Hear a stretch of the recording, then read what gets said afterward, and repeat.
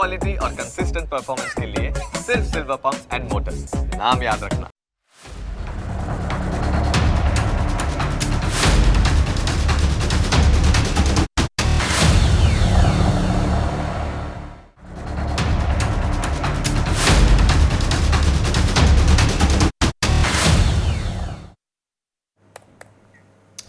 Break બાદ આપનું સ્વાગત છે. દુનિયાના અનેક દેશોએ લોકશાહી સ્થાપવા માટે લાંબી લડત લડી છે. જોકે નેપાળના લોકોને લોકશાહી નથી જોઈતી. તેઓ રાજાશાહી પાછી લાવવાની માંગણી કરી રહ્યા છે. નેપાળની રાજધાની કાઠમાંડુમાં રવિવારે મોટી સંખ્યામાં લોકો રસ્તાઓ પર ઉતરી આવ્યા. તેઓ નેપાળના ભૂતપૂર્વ રાજા જ્ઞાનેન્દ્ર શાહને આવકારવા માટે એકઠા થયા હતા. જ્ઞાનેન્દ્રના સપોર્ટર્સ માંગણી કરી રહ્યા છે કે નેપાળમાં ફરી રાજાશાહી લાવવામાં આવે. આ સપોર્ટર્સ નારા લગાવતા હતા કે કિંગ માટે શાહી મહેલ ખાલી કરો. તેઓ એવો પણ નારો લગાવતા હતા કે કિંગ કમબેક કરો અને દેશને બચાવો. આ સપોર્ટર્સ બીજી એક માંગણી પણ કરી રહ્યા છે. તેઓ હિન્દુ ધર્મને ફરી રાજધર્મ બનાવવાની પણ માંગણી કરી રહ્યા છે. આ રેલીનું આયોજન રાષ્ટ્રીય પ્રજાતંત્ર પાર્ટી દ્વારા કરવામાં આવ્યું હતું. આ પાર્ટી સિવાય નેપાળના અનેક હિન્દુ સંગઠનો રાજાશાહી પાછી લાવવાની અને હિન્દુ ધર્મને રાજધર્મ બનાવવાની માંગણી કરી રહ્યા છે. ખાસ વાત એ છે કે ભારતમાંથી અનેક હિન્દુત્વવાદી સંગઠનો તેમને સપોર્ટ આપી રહ્યા છે. કાઠમંડુની આ રેલીમાં ઉત્તર પ્રદેશના મુખ્યમંત્રી યોગી આદિત્યનાથ છવાઈ ગયા હતા. તેમના પોસ્ટર્સ પણ જોવા મળ્યા હતા. નેપાળમાં યોગી આદિત્યનાથ વિશે ભૂતકાળમાં પણ ચર્ચાઓ થતી રહી હતી. નેપાળ 2006 સુધી હિન્દુ રાષ્ટ્ર હતું. જોકે એના પછી આ દેશમાં જન આંદોલન થયું. રાજાશાહી ખતમ થઈ ગઈ. એના પછી નેપાળમાં બંધારણ ઘડવામાં આવ્યું. આ બંધારણ મુજબ નેપાળને ધર્મનિરપેક્ષ રાષ્ટ્ર જાહેર કરવામાં આવ્યું હતું. યોગી આદિત્યનાથે આ બંધારણની આકરી ટીકા કરી હતી. એ સમયે યોગી આદિત્યનાથે કહ્યું હતું કે હિન્દુ ઓળખનો નાશ કરીને નેપાળના અસ્તિત્વની કલ્પના પણ ન થઈ શકે. નેપાળને ફરી હિન્દુ રાષ્ટ્ર બનાવવાની વાત આવી છે ત્યારે ફરી આ દેશમાં યોગી આદિત્યનાથ ચર્ચામાં આવ્યા છે. તેઓ માને છે કે રાજા જ્ઞાનેન્દ્ર સિંહને પાછા લાવવામાં આવશે તો જ નેપાળ ફરી હિન્દુ રાષ્ટ્ર બનશે. આ દેશના લોકો લોકશાહીથી સાવ હતાશ થઈ ચૂક્યા છે. લોકશાહીના કારણે રાજકીય સ્થિરતા નથી. તેઓ માને છે કે નેપાળનું અર્થતંત્ર ડામાડોળ છે તો એનું કારણ આ લોકશાહી છે. વળી તેઓ એમ પણ માને છે લોકશાહીના કારણે વ્યાપક ભ્રષ્ટાચાર છે. નેપાળના લોકોને વિશ્વાસ છે કે આ દેશનું પતન થતું અટકાવવાના બે જ ઉપાય છે. એક તો રાજાશાહી પાછી લાવવામાં આવે અને નેપાળને હિન્દુ રાષ્ટ્ર જાહેર કરવામાં આવે. સ્વાભાવિક રીતે આ પ્રકારના જન આંદોલનથી નેપાળના રાજનેતાઓ ગભરાઈ ચૂક્યા છે. તેઓ એનો વિરોધ કરવા લાગ્યા. તેઓ કહેતા રહે છે કે જો જ્ઞાનેન્દ્ર શાહ સત્તા ઈચ્છતા હોય તો તેમણે ચૂંટણીમાં ઊભા રહેવું જોઈએ. નેપાળના અનેક રાજનેતાઓ વિદેશી તાકાતોની કઠપૂતળી હોવાનો આરોપ મૂકવામાં આવ્યો છે. સ્થિતિ એ છે કે ચીન અને અમેરિકા જેવી મહાસત્તાઓ વચ્ચે નેપાળની હાલત સેન્ડવિચ જેવી થઈ જાય છે. અમેરિકા નેપાળને પોતાની તરફેણમાં કરવા માટે વર્ષોથી ખૂબ જ મદદ કરતું રહે છે, જેથી અમેરિકા નેપાળમાં પોતાનો એક પગ મૂકી શકે. નેપાળમાં અમેરિકાનો પગ તો ચીનના શ્વાસ અદ્ધર કરી દે. ચીન પણ આ વાત સારી રીતે જાણે.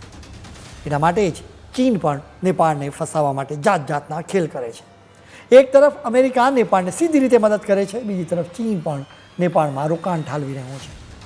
એટલે એક રીતે નેપાળમાં ચીન અને અમેરિકાની વચ્ચે રસ્સા ખેંચ ચાલી રહી છે. માની લો કે નેપાળમાં ચીનની તરફેણવાળી સરકાર આવી જાય તો અમેરિકા એને પાડવા માટે પ્રયાસ કરતું હતું. બીજી તરફ અમેરિકાની તરફેણ કરનારી સરકાર બને તો ચીન એનું પતન કરાવે.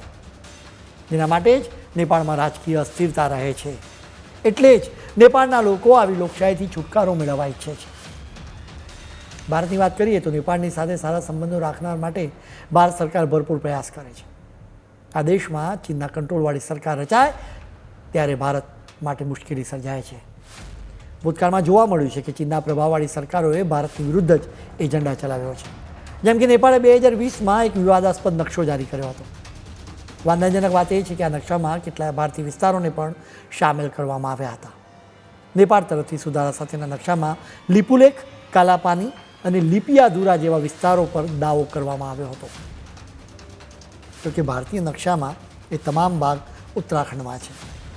વ્યૂહાત્મક રીતે આ વિસ્તારો ભારત માટે ખૂબ જ મહત્ત્વના છે. એટલે જ ભારતે આ નવા નકશા સામે સખત વાંધો ઉઠાવ્યો હતો. નેપાળમાં આવા ખોટા નકશા જાહેર કરવામાં આવે ત્યાં સુધી તો વાંધો નથી, કેમ કે એનાથી સીમા બદલાઈ જવાની નથી. જો કે નેપાળની ધરતી ચીનનું સૈન્ય છાવણી બને તો એનાથી ભારતનું ટેન્શન વધી શકે છે. એટલા માટે જ આ દેશમાં લોકશાહી હટાવીને રાજાશાહી લાવવામાં આવે એ ભારતના હિતમાં છે. રાજકીય અસ્થિરતા જોતાં એ નેપાળના લોકોના હિતમાં પણ છે, કેમ કે રાજકીય અસ્થિરતાના કારણે જ આ દેશમાં અવ્યવસ્થાનો માહોલ છે. નેપાળમાં 2008માં વિધિવત રીતે રાજાશાહી સમાપ્ત થઈ ત્યારથી અત્યાર સુધીમાં 13 સરકારો બની છે. એટલે કે માત્ર 17 વર્ષમાં 13 સરકારો બની છે. નેપાળના લોકો માને છે કે ચૂંટાયેલા રાજકારણીઓને લોકોની સમસ્યાઓની સાથે કોઈ નિસ્બત જ નથી. તેમને માત્ર ને માત્ર સત્તામાં અને પૈસામાં જ રસ છે. એટલે જ લોકો વિચારવા લાગ્યા કે આના કરતાં તો રાજાશાહી હોય તો સારું. હવે નેપાળમાં સર્વેક્ષણ કે પોલ ભાગ્યે જ થાય છે.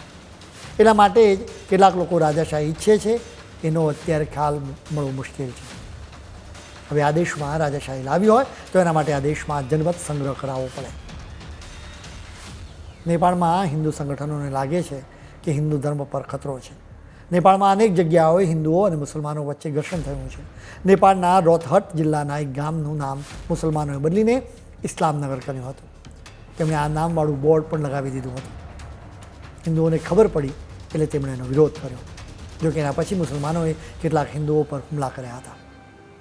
આ બોર્ડ પર ઇસ્લામ ધર્મના પ્રતીકો પણ હતા.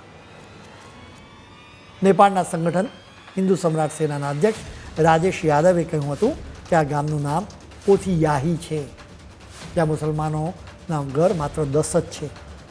આ ગામની કુલ વસ્તી 4% જ મુસલમાનોની છે. આમ છતાં તેમણે આખા ગામનું નામ બદલવાની કોશિશ કરી હતી.